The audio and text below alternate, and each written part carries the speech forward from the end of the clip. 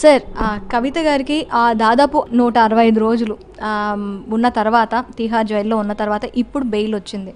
దీన్ని ఎలా చూడాలి? ఇప్పుడు బెయిల్ రావటాన్ని మనం ఎలా చూడాలి? ఏ ప్రాతిపదికన బెయిల్ ఇచ్చారు? ముందుగా ఐ డ్రీమ్ ప్రేక్షకులకి, యాజమాన్యానికి, అదేవిధంగా టెక్నీషియన్స్, మీకు అందరికి కూడా నా హృదయపూర్వక ధన్యవాదాలు, కృతజ్ఞతలు, అభినందనలు, సుస్వాగతాలు తెలియజేస్తున్నాను. నేను చాలా ఆనందంగా ఉన్నాను. దానికి 2 కారణాలు. ఒకటి, ఈరోజు నా పుట్టినరోజు. 2, నేను ఐ డ్రీమ్స్లో ఏదైతే చెప్పానో అనేక వీడియోస్ ద్వారా, మరీ ముఖ్యంగా రీసెంట్గా కొన్ని వీడియోస్లో ఇతర ఛానల్స్లో కూడా చెప్పినవి అన్నీ కూడా ఈరోజు సుప్రీంకోర్టులో వాదనల రూపంలో, క్వశ్చన్ అండ్ ఆన్సర్స్ రూపంలో బయటకు వచ్చినాయి. నేను ఇంట్లో కూర్చొని ఎన్టీవీలో ఆ లైవ్ ఛానల్ని కూడా చూడటం జరిగింది. 165 రోజుల తర్వాత ఆమె బయటికి రావడం అంటే అటు లీగల్గా, రాజకీయంగా, సోషల్గా అనేక చర్చలు మొదలయ్యాయి, ఇంకా కూడా కొనసాగుతాయి. దానికి అంతటి కారణము 2 విషయాలు. భారతదేశ చరిత్రలో ఈ పర్టికులర్ లిక్కర్ స్కామ్ కేసులో 2 గొప్ప లేకపోతే ముఖ్యమైన విషయాలు జరిగినాయి. ఒకటి, ఆమ్ ఆద్మీ పార్టీ లాంటి పార్టీని ముద్దాయిగా చేశారు ఈ కేసులో.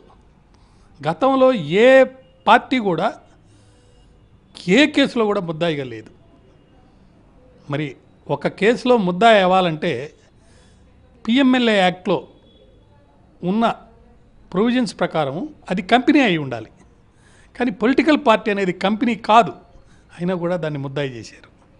అదేవిధంగా ఒక 2 ప్రిన్సిపల్స్ని ఫాలో అవుతూ చాలామందిని, కేజ్రీవాల్ గారిని, సిసోడియా గారిని, సంజయ్ గారిని, ఇంకా అనేక మంది ప్రముఖమైన వ్యక్తుల్ని అరెస్ట్ చేసి లోపల పెట్టారు. వాళ్ళు బయటికి రావడానికి 2 ప్రశ్నలు సుప్రీంకోర్టులో ప్రతి వాళ్ళని అడగడం జరిగింది. ఆ 2 ప్రశ్నలకు సంబంధించి ముఖ్యంగా గతంలో ఒక తీర్పులో ఈ 2 ప్రశ్నలు అంటే సెక్షన్ 45లో ఉన్న ప్రొవిజన్ ప్రకారం ఈ 2 క్వశ్చన్స్ కూడా కరెక్ట్, లీగలు, కాన్స్టిట్యూషనల్ అని చెప్పి తీర్పిచ్చేశారు. దాని మీద రివ్యూ పిటిషన్స్ చాలామంది వేశారు. నళిని చిదంబరం గారు, తర్వాత మన సీనియర్ అడ్వకేట్స్ అభిషేక్ సింఘ్వి గారు, మళ్ళా ఆయన సెంట్రల్ మినిస్టర్గా చేశారు. ఇప్పుడు నిన్న కూడా కేసులో ఆయన ఆర్గ్యూ చేశారు. వారు ఇప్పుడు bar association, supreme court bar association president, వీళ్ళందరూ కూడా రివ్యూ పిటిషన్స్ వేశారు. ఈ 2 ప్రశ్నలకు సంబంధించి ఈ యొక్క సెక్షన్ 45లో ఏదైతే ప్రొవిజన్ పెట్టారో అది మీరు చట్టపరంగా ఉంది, రాజ్యాంగపరంగా ఉందని చెప్పారు, కానీ అది తప్పు, దీన్ని రివ్యూ చేయండి అని చెప్పారు. అయ్యే 2 ప్రశ్నలు కవిత కేసులో కూడా వచ్చినాయి. ఈ 2 ప్రశ్నలు ఏంటంటే, ఒకటి, ఎవరైనా ఈడీ కేసులో ముద్దాయి అయితే వాళ్ళు ఆ పర్టికులర్ కేసులో ₹1,00,00,000 కంటే ఎక్కువ డబ్బు ఇన్వాల్వ్ అయి ఉంటే, లంచంగా కానీ లేదా ఏ రూపంలో కానీ మనీ లాండరింగ్ జరుగుంటే, మొట్టమొదట పాయింట్ ఏంటంటే, నేను ఈ నేరం చేయలేదు అని రుజువు చేసుకొని ప్రైమా ఫేషిగా చేయాల్సిన బాధ్యత ఎవరిని లోపల పెడతారో వారి మీద ఉంది. అది ఒకటి. రెండవది, బయటకు వస్తే, బెయిల్ మీద బయటకు వస్తే నేను మరలా ఇటువంటి నేరం చెయ్యను, చేసే అవకాశం లేదు అని కూడా ప్రూవ్ చేయాల్సిన బాధ్యత కూడా ఆ వ్యక్తి మీదే ఉంది. ఇవి 2 చాలా ముఖ్యమైన విషయాలు. మరొకటి ఏంటంటే, ఈ రివ్యూ పిటిషన్లో వాళ్ళు అడిగింది, మనం ముద్దాయిలకి వాళ్ళ మీద పెట్టిన కేసు తాలూకు ఎఫ్ఐఆర్ కాపీ సిఆర్పిసి ప్రకారం అందరికీ ఇస్తారు. అసలు ఏం కేసు పెట్టారని తెలియాలి కదా. కానీ కంపల్సరీ ఇవ్వాల్సిన అవసరం ఈడీ కేసుల్లో లేదు. దాన్ని ఈసీఐఆర్ అంటారు. ఆ ఈసీఐఆర్ రిపోర్టు కాపీ కూడా వాళ్ళకి ఇవ్వాల్సిన అవసరం లేదు అన్నట్టుగా ఈ చట్టం ఉంది. మరి ఇది చట్ట వ్యతిరేకం కదా అనేది ఒక ఇది. సో దాని మీద కూడా రివ్యూ పిటిషన్లో మరి చర్చ జరుగుతుంది. అయితే ఈరోజు మరి ముఖ్యంగా కవిత గారి కేసు గతంలో 22వ తారీఖు నాటి నుంచి ఈ రోజుకు వాయిదా పడింది. 22వ తారీఖు కౌంటరు వేయనందుకు ఈడీకి సంబంధించిన లాయర్ల మీద సుప్రీంకోర్టు బెంచి ఆగ్రహం వ్యక్తం చేసింది.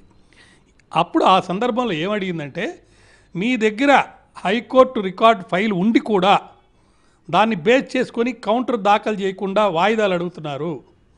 ఇది తప్పు అంటే అప్పుడే కొంచెం అర్థమైంది జనాలకి, అంటే ప్రజలకి. సో ఈడీ ఏదో విధంగా ఈమెని కొనసాగించాలనే ఉద్దేశంలో ఉంది అని. అయితే ఈరోజు కౌంటర్ వేయడం జరిగింది. ఆ కౌంటర్ వేసిన తర్వాత వాదనలు జరిగేటప్పుడు సుప్రీంకోర్టులో ముకుల్ రోహత్గి గారిని, కవిత గారి అడ్వకేటు ముఖ్యంగా 3 వాదనలు చేశారు. ఒకటి, ఈమె ఒక స్త్రీ. మనీష్ సిసోడియా కేసులో బెయిల్ ఇచ్చేటప్పుడు ఏ ప్రాతిపదికన ఆయనకి బెయిల్ ఇచ్చారో ఈమె కేసులో కూడా ఛార్జ్షీట్ దాఖలు చేశారు కాబట్టి, సుమారు 165 రోజుల నుంచి జైల్లో ఉంది కాబట్టి త్వరితగతిన మరి ట్రయల్ జరిగి తీర్పు అయ్యే అవకాశం లేదు కాబట్టి వెల్యూమినస్ డాక్యుమెంట్స్ వేశారు.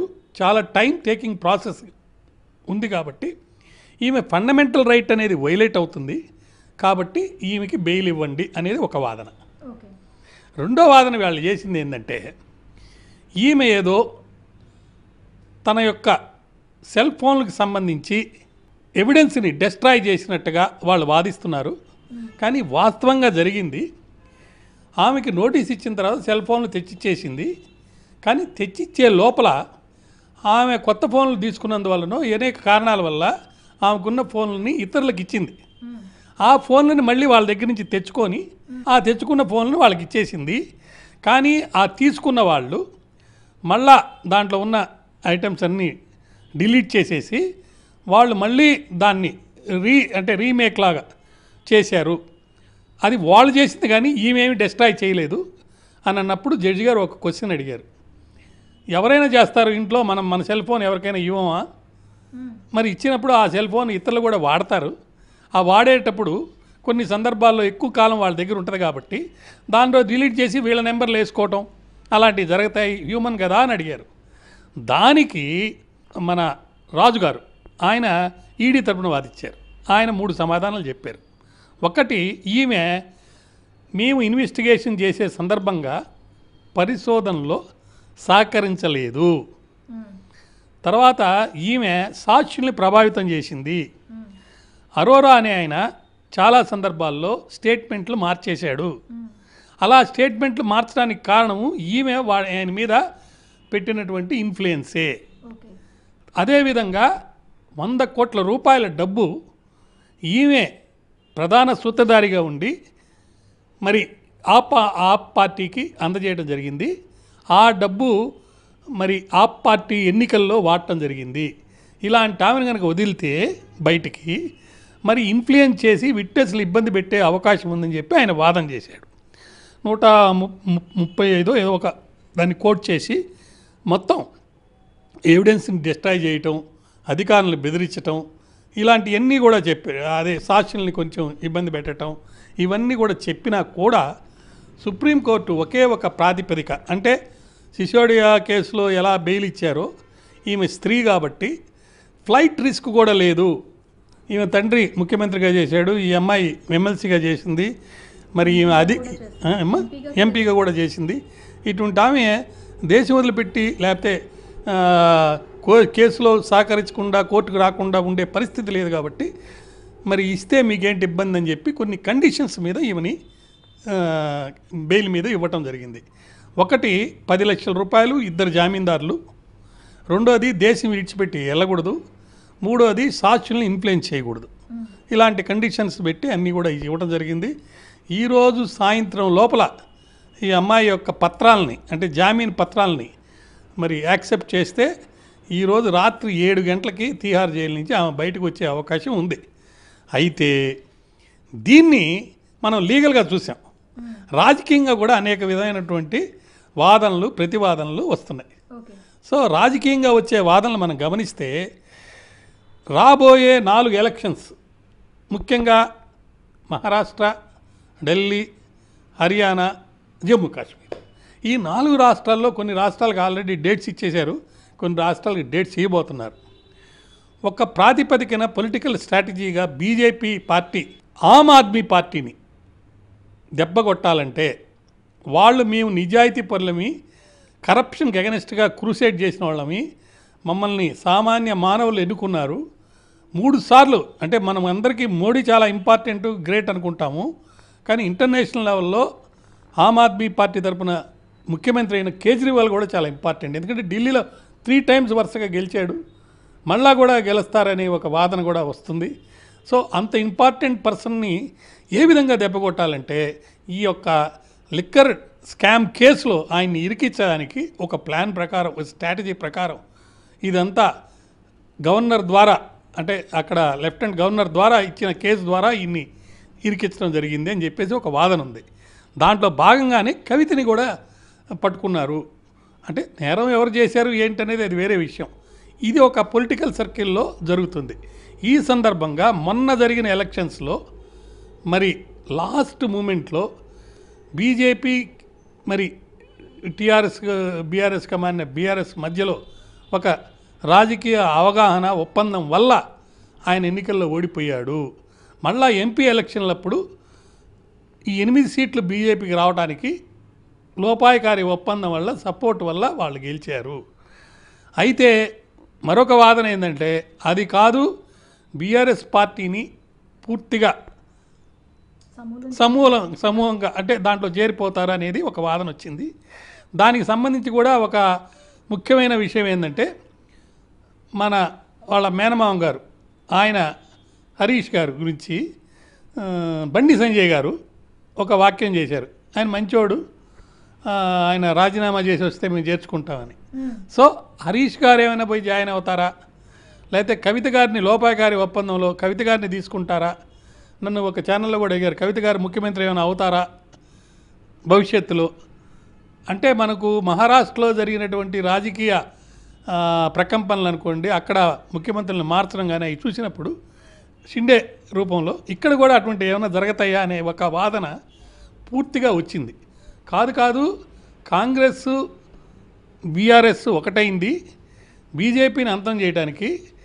బీజేపీని నేషనల్ లెవెల్లో పడేయాలని అంటే చంద్రబాబు గారికి మన జనతాదళ్ ఆయన అక్కడ బీహార్ నుంచి వాళ్ళిద్దరు సపోర్ట్ తోటి ఇది నడుస్తుంది కాబట్టి వాళ్ళ సపోర్ట్ని కనుక బ్రేక్ చేస్తే, అంటే బ్రేక్ చేయాల్సిన పరిస్థితి వస్తుంది. జగన్ గారు కూడా చాలాసార్లు క్వశ్చన్ చేసి అడుగుతున్నారు, మీకు ఇప్పుడు అవకాశం వచ్చింది, మీరు ఎందుకు స్పెషల్ స్టేటస్ని డిమాండ్ చేసి అడగడం లేదని. దానికి ఆన్సర్గానే చంద్రబాబు నాయుడు గారు ఢిల్లీలో స్పెషల్ స్టేటస్ కంటే ఎక్కువ అవసరాలు ఇప్పుడు నాకున్నాయి, వాటి కోసమే నేను వచ్చానని చెప్పి 15 కోట్లు 1000 కోట్లు కూడా తెచ్చుకోవడం జరిగింది. సో ఇలా పార్టీలు మారి మరో పార్టీలో దీన్ని విలీనం చేయటమా, లేకపోతే సపరేట్గా ఉండి ఐకమత్యంతో పోరాడి కాంగ్రెస్ దించుతారా అనేది ఒక వాదన.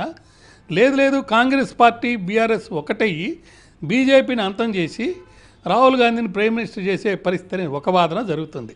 ఇక్కడ ఈ 2 రకాల వాదన రావడానికి ముఖ్యమైన కారణం ఏంటంటే సెంట్రల్లో ఆమ్ ఆద్మీ పార్టీని కాంగ్రెస్ జత చేసుకొని మన ఎన్నికల్లో నిలబడటం జరిగింది. సో ఆమ్ ఆద్మీ పార్టీ వాళ్ళకి కవిత గారికి ఒక అండర్స్టాండింగ్ ఉంది కాబట్టి, కవిత గారు లిక్కర్ కేసులో ఇన్వాల్వ్ అయింది కాబట్టి, కవిత గారిని కనుక బయటపడితే కేజ్రీవాల్ కూడా బయటకు వచ్చేస్తాడు. సో కేజ్రీవాల్ కవిత వీళ్ళందరూ కలిసి కాంగ్రెస్తో సపోర్ట్ చేసి బీజేపీని అంతం చేస్తారనేది ఒక వాదన. మరొక అంటే అనుకుంటుంది సర్కిల్స్లో. రెండో వాదన ఏంటంటే గతంలో రేవంత్ రెడ్డి గారు బీజేపీలో చేశారు కాబట్టి ఇప్పుడు బీజేపీ సపోర్ట్ తీసుకోనో లేకపోతే బీజేపీలోకి చంద్రబాబు నాయుడు అటు ఉన్నాడు కాబట్టి బీజేపీలోకి ఈయన వెళ్తారేమో. లేదు చంద్రబాబు నాయుడు గారే కాంగ్రెస్కి సపోర్ట్ చేస్తారు. ఎందుకు చేస్తారు కాంగ్రెస్ సపోర్ట్ అని అంటే 2 కారణాలు.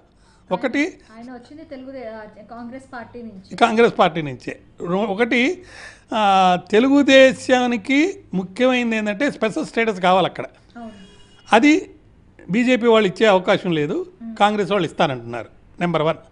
నెంబర్ 2, ఈ మధ్య స్పీకర్ ఎన్నికప్పుడు బీజేపీ పార్టీ వాళ్ళు ఒక లెటర్ రాసి జగన్ గారిని ఆహ్వానిస్తే వాళ్ళ 4 రాజ్యసభ ఎంపీలు బీజేపీకి సపోర్ట్ చేశారు. సో వీళ్ళు కూటమిలో ఉండి కూడా అటు పవన్ కళ్యాణ్ గారు కానీ మరి చంద్రబాబు నాయుడు గారు కానీ ఏమయ్యా మాకు అపోజిషన్గా నిలబడ్డ వాళ్ళ సపోర్ట్ మీరు ఎలా అడిగారు లెటర్ ఇచ్చి అని అడగలేని పరిస్థితి, అడగలేదు కూడా. సో ఇవన్నీ చూస్తుంటే చంద్రబాబు నాయుడు గారు స్విచ్ ఓవర్ అయ్యి ఇటు వచ్చేస్తారేమో, బీజేపీకి సపోర్ట్గా జగన్ నిలబడతారు. కారణాలు కేసుల వల్ల కానివ్వండి, లేకపోతే ఇప్పుడు ప్రతిపక్షంలో ఉన్నందువల్ల తక్కువ సీట్లు వచ్చినాయి కాబట్టి, లేకపోతే ఆయన ఎదుగుదల అయ్యి నెక్స్ట్ టైం మళ్ళీ సీఎం అవడానికి వీళ్ళ సహకారం కావాలి కాబట్టి, ఇలా ఈ బెయిల్ విషయం అనేది రాజకీయ ప్రకంపనలు రెండు తెలుగు రాష్ట్రాల్లో, అటు నేషనల్ లెవెల్లో ఆమ్ ఆద్మీ పార్టీ ఉంది కాబట్టి చాలా ముఖ్యంగా జరిగినాయి. అయితే అన్నిటికంటే ముఖ్యమైనది ఏంటంటే 4 రాష్ట్రాల్లో ఎవరు గెలుస్తారు అనే దానికి కొన్ని కారణాల వల్ల మహారాష్ట్రలో కాంగ్రెస్ వచ్చే అవకాశం ఉంది, హర్యానాలో కాంగ్రెస్ వచ్చే అవకాశం ఉంది. అదేవిధంగా జమ్మూ కాశ్మీర్లో ఈ 370 ఆర్టికల్ రద్దు చేశారు కాబట్టి, బీజేపీని అక్కడ ఎక్కువ మంది హిందూస్ లేరు కాబట్టి, ముస్లిమ్స్ ఎక్కువ కాబట్టి కాంగ్రెస్ వచ్చే అవకాశం ఉంది. మరి ఢిల్లీలో ఎవరికి వస్తుంది అనేది $1 మిలియన్ క్వశ్చన్. ఢిల్లీలో జరిగిన ఎలక్షన్స్లో మొన్న ఎంపీ సీట్లు మొత్తం 8 కూడా ఎన్ని సీట్లు ఉంటే అన్నీ కూడా బీజేపీకి వెళ్ళిపోయినాయి. కాంగ్రెస్ ఆమ్ ఆద్మీ పార్టీ కలయికతో నిలబెట్టి పెట్టిన క్యాండిడేట్స్ అనేది చిత్తుగా ఓడిపోయారు. ఇప్పుడు మరి ఈయన బయటకు వస్తే, కేజ్రీవాల్ కనుక బయటకు వస్తే, ఆయన మళ్ళీ మన వాళ్ళెవరు కాంగ్రెస్ ఆమ్ ఆద్మీ పార్టీ రెండు కలిసి పోటీ చేస్తాయా అసెంబ్లీ ఎన్నికల్లో? దాన్ని కార్యకర్తలు ఒప్పుకుంటారా? ఇప్పుడు ఆంధ్ర రాష్ట్రంలో జరిగిన ఎన్నికల్లో అనేక అభియోగాలు ఉన్నాయి. ఒకటి దాన్ని ఏమంటారు, ఈవీఎంస్ని ఇంటర్ఫియర్ చేశారని, ఈవీఎం ద్వారా వేరే పద్ధతుల్లో దాన్ని మేనేజ్ చేసి గెలిచారని ఇప్పుడు కేసులు కూడా జరుగుతున్నాయి. మరి అక్కడ ఢిల్లీలో మరి అక్కడ వాళ్ళిద్దరూ కలిసి నిలబడితే ఓడిపోయారు. ఇప్పుడు ఇండిపెండెంట్గా నిలబడాలంటే ఒకరినొకరు తిట్టుకోవాలి. మరి ఒకరినొకరు అక్కడ తిట్టుకుంటుంటే ఇక్కడ బీఆర్ఎస్ వాళ్ళు కాంగ్రెస్ వాళ్ళు తిట్టుకుంటున్నారు. అంటే మేము బయట లోపల ఒప్పందాలు మనకు సంబంధం లేదు. మరి అక్కడ కూడా తిట్టుకుంటారా, లేకపోతే వేరే విధంగా సపరేట్గా చేస్తే బీఆర్ఎస్ వెళ్ళి ఆమ్ ఆద్మీ పార్టీకి సపోర్ట్ చేయాలి. కాంగ్రెస్ ఆమ్ ఆద్మీ పార్టీ సపరేట్గా కంటెస్ట్ చేస్తే వీళ్ళు తోడు దొంగలు కాబట్టి, లేదా ఆ గతంలో కూడా వీళ్ళ మధ్యలో ఒక అండర్స్టాండింగ్ ఉంది కాబట్టి వాళ్ళిద్దరు కూడా కలిసి పోటీ చేయాలి. ఇవన్నీ కూడా పర్మిటేషన్స్ అండ్ కాంబినేషన్స్ చూస్తున్నప్పుడు సామాన్య మానవుడికి ఈ వ్యవస్థ మీద ఒక అంటే ఇది చెడిపోయింది రాజకీయం, ఎవరు ఏ పార్టీ నుంచి గెలిచినా అధికారంలోకి వెళ్ళాలనే ఒక తపంతోటి పనిచేస్తున్నారు తప్ప ప్రజాస్వామ్యంలో విలువలు కలిగినటువంటి వ్యక్తులు నీతిగా, నిజాయితీగా, ట్రాన్స్పరెంట్గా, అకౌంటబుల్గా చేయటం లేదని ఒక భావన ఉంది. ఈ సందర్భంలో వచ్చినటువంటి ఈ బెయిల్ వల్ల రాజకీయ ప్రకంపనలు చాలా గట్టిగా గొప్పగా ఉన్నాయి. అయితే సార్, మెరిట్స్లోకి వెళ్తుందని కొందరు, లేదు మెరిట్స్లోకి వెళ్ళదని కొందరు అన్న. అసలు మెరిట్స్ అంటే ఏంటి? దీన్ని ఏ ప్రాతిపదికన మెరిట్స్లోకి వెళ్తే ఏ ప్రాతిపదికన వెళ్ళే అవకాశాలు ఉన్నాయి? అంటే బెయిల్ సందర్భంగా ఫ్రేమ్ ఆఫ్ వేసి నేరం చేశారా లేదా మాత్రమే. అంటే అలా రికార్డు చూస్తే వీళ్ళు నేరం చేశారా లేదని తెలుసుకునేటట్టు రికార్డు ఉండాలి. మెరిట్స్ అంటే ట్రయల్ జరిగి ఎవిడెన్స్ అయిన తర్వాత జడ్జి గారు ఫైనల్గా పనిష్మెంట్ ఇచ్చేటప్పుడు పూర్తిగా సంపూర్ణంగా అధ్యయనం చేసి కేసు లాస్ అన్ని పరీక్షించి అప్పుడు దాని మీద ఒక తీర్పు ఇస్తారు. అదే జడ్జి గారు కూడా అడిగారు, ఈడీ వాళ్ళు వాళ్ళ కేసుని ఏ విధంగా ఆర్గ్యూ చేశారంటే, మెయిన్ కేసు ఆర్గ్యూ చేసేటప్పుడు మెరిట్స్ మీద చెప్పే విషయాలన్నీ చెప్పారు. సో మేము ఇప్పుడు మెరిట్స్లోకి వెళ్ళటం లేదు, మేము కేవలం ఈ అమ్మాయికి బెయిల్ ఇవ్వాలా లేదా ఈ సందర్భంగా అని ఆ ఒక్క పాయింట్ మీదనే మేము కన్సిడర్ చేస్తున్నాము, ఈమెకి బెయిల్ ఇస్తున్నాం అని చెప్పడం జరిగింది. అయితే ఈ కేసులో ఎలాంటి లొసుగులు లేవు అని సుప్రీంకోర్టు చెప్పిందని కూడా కొంతమంది వాదిస్తున్నారు. అది నిజమేనా సార్? తప్పు. ఇప్పుడు సుప్రీంకోర్టు చెప్పింది బెయిల్ అనేది ఈమెకి ఇవ్వాలా లేదా అనే సందర్భంగా బెయిల్కి ఇవ్వటానికి కావాల్సినటువంటి కొన్ని అంశాలని పరిగణలోకి తీసుకునేటప్పుడు మెయిన్ కేసు గురించి కూడా కొన్ని వ్యాఖ్యలు చేయాల్సిన అవసరం ఉంటుంది, చేస్తారు. అలా చేసినప్పుడు దాన్ని మెయిన్ కేసు మెరిట్స్ మీద చెప్పినట్టుగా భావించడానికి వీల్లేదు, అది చట్ట వ్యతిరేకం.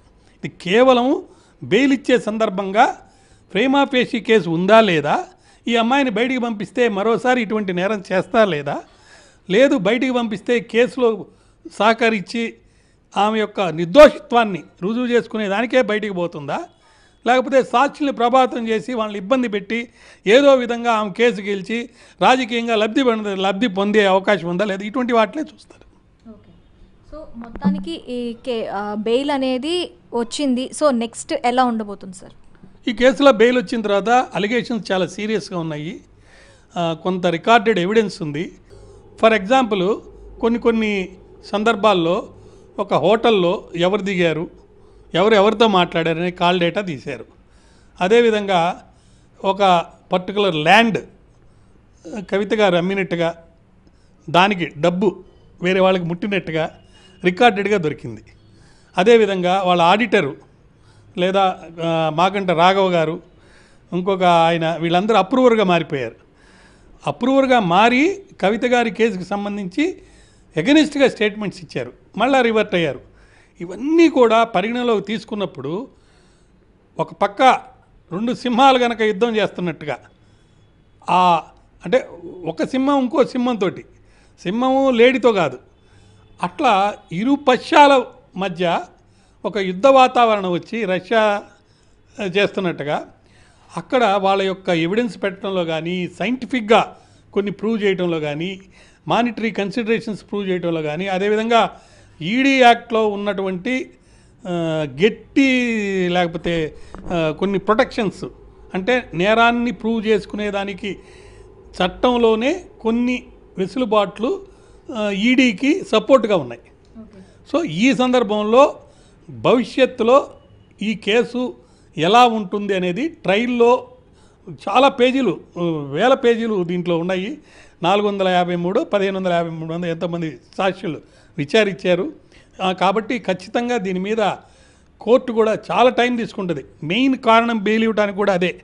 సిసోడియా కారణం కూడా, సిసోడియాకి బెయిల్ ఇవ్వటం కానీ, కేజ్రీవాల్కి ఈడీ కేసులో బెయిల్ ఇవ్వటానికి కానీ, వీటన్నిటికీ మెయిన్ కారణం ఏంటంటే సమగ్రమైనటువంటి ట్రయల్ జరిగి తీర్పు వచ్చేదానికి చాలా సమయం అయితే, అన్ని రోజులు ఈమెను లోపల పెట్టుకుంటే, లేకపోతే ముద్దాయిని లోపల పెట్టుకుంటే వాళ్ళ యొక్క అమూల్యమైనటువంటి ఫండమెంటల్ ప్రాథమిక హక్కులు అనేవి, ముఖ్యంగా ఆర్టికల్ 21 అనేది వైలేట్ అయిపోతుంది, ఆర్టికల్ 19 వైలేట్ అయిపోతుంది, ఆర్టికల్ 14 వైలేట్ అయిపోతుందని బెయిల్ ఇవ్వడం జరిగింది. అంటే మనకు దీని ద్వారా మనకు తెలిసింది ఏంటంటే ఈ కేసు ఇప్పట్లో తేలదు, చాలా కాలం పడుతుంది. బహుశా మళ్ళీ నెక్స్ట్ ఎలక్షన్స్లో ఎవరు అవుతారో అప్పుడు దాకా కేసీఆర్ ఉంటారా లేదా, కేసీఆర్ లేకపోతే కేటీఆర్ ముఖ్యమంత్రి అవుతారా, లేకపోతే కవిత గారు ముఖ్యమంత్రి అవుతారా అని బీఆర్ఎస్ వాళ్ళు అనుకుంటుంటే, లేదు 10 ఏళ్ళు నేనే ముఖ్యమంత్రిని రేవంత్ రెడ్డి చెప్తుంటే, లేదు కాంగ్రెస్ పార్టీలో ఎవరైనా ముఖ్యమంత్రి కావచ్చని జగ్గారెడ్డి గారు చెప్తుంటే, వీళ్ళందరూ కాదు మోడీ ఒక్క సపోర్ట్లో మొన్న 8 మందిని గెలిచాం కాబట్టి ఎంపీలుగా మేమే రాష్ట్ర ప్రభుత్వాన్ని ఇక్కడ ఏర్పాటు చేస్తామని బీఆర్ఎస్ వాళ్ళు అంటున్నారు. వీళ్ళందరిలో మరి మజ్లీస్ వాళ్ళు ఎవరు అధికారంలోకి వస్తే వాళ్ళకి సపోర్ట్గా నిలబడి, ఇప్పుడు ఈ హైడ్రా విషయంలో కానీ అన్నీ మనం చూస్తుంటే వాళ్ళు కాలం గడుపుతున్నారు. కాబట్టి రాబోయే రోజుల్లో ఈ దర్యాప్తు పూర్తయ్యి ఛార్జ్షీట్లు అయితే వేశారు, కానీ ఇంకా పరిశోధన చేయాల్సినవి చాలా ఉన్నాయి. వీటిల్లో ముఖ్యంగా ఈ 100 కోట్ల రూపాయలు ఎక్కడికి వెళ్ళినాయి, ఆ డబ్బు ఇంకా రికవరీ కాలేదు. ఇదే క్వశ్చను జడ్జి గారు కూడా అడిగారు. సో మేము ఇంకా సమగ్రమైన దర్యాప్తు చేస్తున్నాం, ఆ డబ్బును కూడా రికవరీ చేస్తాము అని ఈడీ వాళ్ళు చెప్పడం జరిగింది. కాబట్టి ఇది కాలం ఇంకా చాలా కాలం పడుతుంది. దాంట్లో ఒకవేళ కనుక నేరం కనుక రుజువైతే, మనకందరికీ గుర్తుంది జయలలిత కేసులో శిక్షలు పడింది, జయలలిత నేస్తం, ఆ అమ్మాయి పేరు ఏదో ఉంది, శశికళ.